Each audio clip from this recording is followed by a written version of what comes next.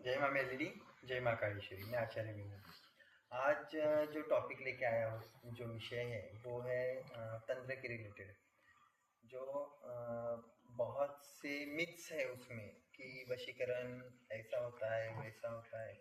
वशीकरण में बहुत सारे प्रकार है। वशीकरण जो होता है उसमें बहुत अलग अलग प्रकार का वशीकरण होता है। जैसे सात्विक वशीकरण होता है।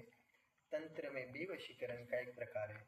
जो तंत्र का वशीकरण जो है वो सामने वाले के कपड़े, सामने वाले की बाल, सामने वाले का नाखून, ऐसी चीज़ें लेके वो वशीकरण किया जाता है।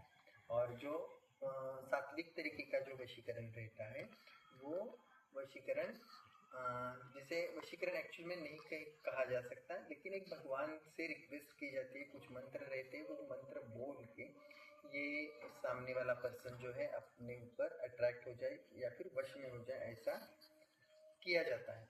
लेकिन आजकल जो ट्रेंड चल रहा है कि इतने देर में वशीकरण, इतने शॉर्ट टाइम में वशीकरण, तो वशीकरण एक सुनने की और देखने की चीज़ ये है कि वशीकरण किसके ऊपर होता है कि कभी ना कभी तो वो इंसान आपके कांटेक्ट में रहना चाहिए या फिर वो इंसान के साथ आपका पर्सनली अटैचमेंट होना चाहिए। सम रीजंस की वजह से वो इंसान आपसे दूर हो गया है तो उसके ऊपर वशीकरण हो जाता है। और अगर तंत्र में जाए वशीकरण का भाग लेके या फिर तंत्र के रिगार्डिंग अगर कोई वशीकरण करते हैं तो वो पर्टिकुलर वशीकरण कुछ टाइम पीरियड के लिए रहता है।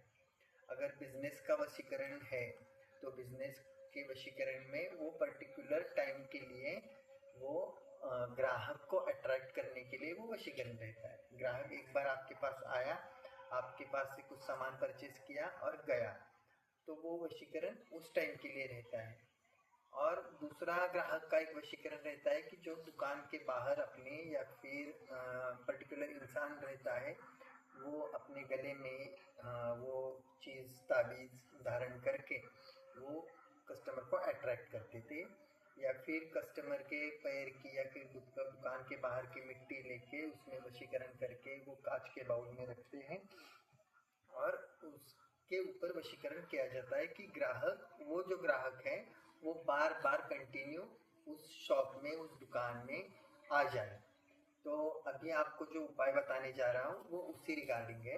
आपको क्या करना है, पूर्णिमा के दिन या फिर पूर्णिमा के एक दिन पहले जब पूर्णिमा स्टार्ट होती है उस दिन आपको रात को जब आप आपकी दुकान बंद करते हो तो उस दिन दुकान के बाहर की और दुकान के अंदर की जो मिट्टी रहती है वो आपको एक कपड़े से इकट्ठी करनी है।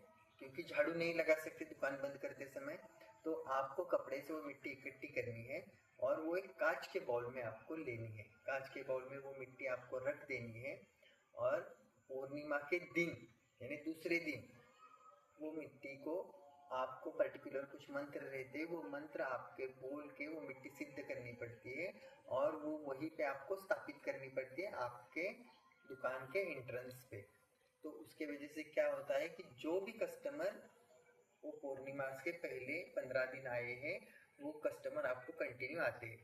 तो ये प्रयोग जो है आपको थोड़े दिन, थोड़ी पूर्णिमा कंटिन्यू करना पड़ता है, जो कि आपके पास कस्टमर, वही कस्टमर बार बार आए और उनके वजह से आपकी पब्लिसिटी हो, उसके वजह से ज़्यादा कस्टमर आ जाते हैं।